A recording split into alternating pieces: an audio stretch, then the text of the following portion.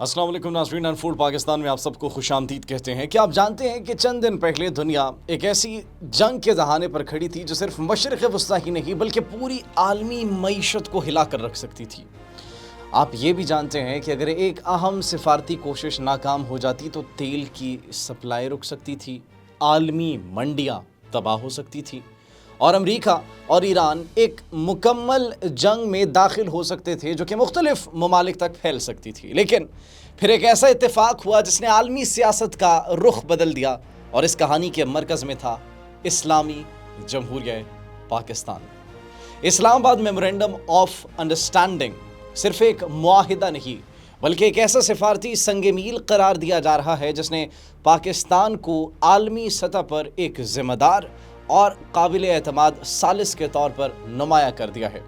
اس پیش رفت کو وزیر اعظم شہباز شریف کی قیادت اور army chief general Syed Asim Munir کی حکمت عملی کا ایک اہم نتیجہ قرار دیا جا رہا ہے۔ And obviously that is a huge achievement for Pakistan, for the Pakistani leadership, for the Pakistani military leadership as well۔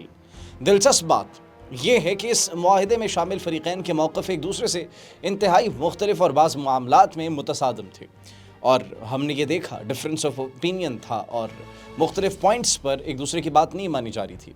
ایسے ماحول میں کسی مشترکہ مفاہمت تک پہنچنا تقریباً ناممکن دکھائی دیتا تھا، لیکن پاکستان نے سفارتی توازن، مستقل رابطوں اور مسلسل کوششوں کے ذریعے ان اختلافات کو کم کرنے کی کوشش کی، اور بالآخر ایک اہم پیش رفت سامنے آئی۔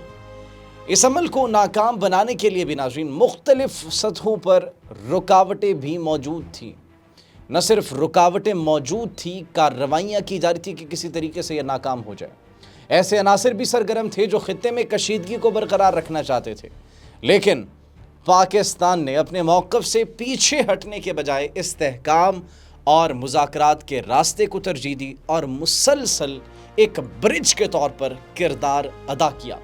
اس پیش رفت کے بعد پاکستان کو صرف ایک شریک ملک نہیں بلکہ ایک ایسے ثالث کے طور پر دیکھا جا رہا ہے جس پر متحارب یا متضاد مفادات رکھنے والے فریق بھی اعتماد کر سکتے ہیں۔ یہی وجہ ہے کہ بہت سے لوگ، بہت سے تجزیہ کار، مبصرین، لیڈرز اس کامیابی کو پاکستان کی سفارتی تاریخ کے اہم ترین لمحات میں شمار کر رہے ہیں۔ اینڈ سب جانتے ہیں کہ یہ پاکستان نے ناممکن کو ممکن کر دکھایا۔ سوال یہ ہے کہ اگر یہ معاہدہ نہ ہوتا تو کیا ہوتا؟ انتہائی خطرناک رخ اختیار کر سکتی تھی یہ صورتحال۔ امریکہ اور ایران کے درمیان کشیدگی ایک مکمل جنگ میں تبدیل ہو سکتی تھی جس کے اثرات پورے مڈل ایسٹ میں پھیل جاتے۔ خطہ پورا مشرق وسطیٰ ایک نئی اور وسیع فوجی محاذ آرائی کی لپیٹ میں آ سکتا تھا، اور ناظرین صرف یہی نہیں، آبنائے حرمز کی بندش کا خطرہ یہ بھی موجود تھا۔ and that was a major threat that was present at that time۔ دنیا کے تقریباً 20% تیل کی ترسیل اسی راستے سے ہوتی ہے۔ we have told you، اگر یہ راستہ بند ہو جاتا تو عالمی توانائی کا بحران جنم لے سکتا تھا، تیل کی قیمتیں آسمان سے باتیں کرنے لگتی، مہنگائی میں بے پناہ اضافہ ہوتا اور عالمی معیشت شدید دباؤ کا شکار ہو جاتی۔ یہ تو پاکستان کی ثالثی کی کوششیں تھیں کہ پاکستان کے جہاز آ رہے تھے اور پھر آہستہ آہستہ مختلف ممالک کے جہازوں کو وہاں سے گزرنے کی اجازت دی۔ اگر مذاکرات ناکام ہو جاتے تو یہ صرف ایک سفارتی ناکامی نہ ہوتی بلکہ دنیا کے لیے پیغام ہوتا کہ اب تنازعات کا حل مذاکرات نہیں بلکہ جنگ ہے۔ لیکن مذاکرات اور بات چیت پر اعتماد پاکستان نے بحال کروایا۔ اسلام آباد میں ہونے والی یہ پیش رفت کم از کم اس تاثر کو چیلنج کرتی ہوئی دکھائی دی کہ جنگوں سے مسئلے حل نہیں ہوتے بلکہ بات چیت سے مسئلے حل ہوتے ہیں۔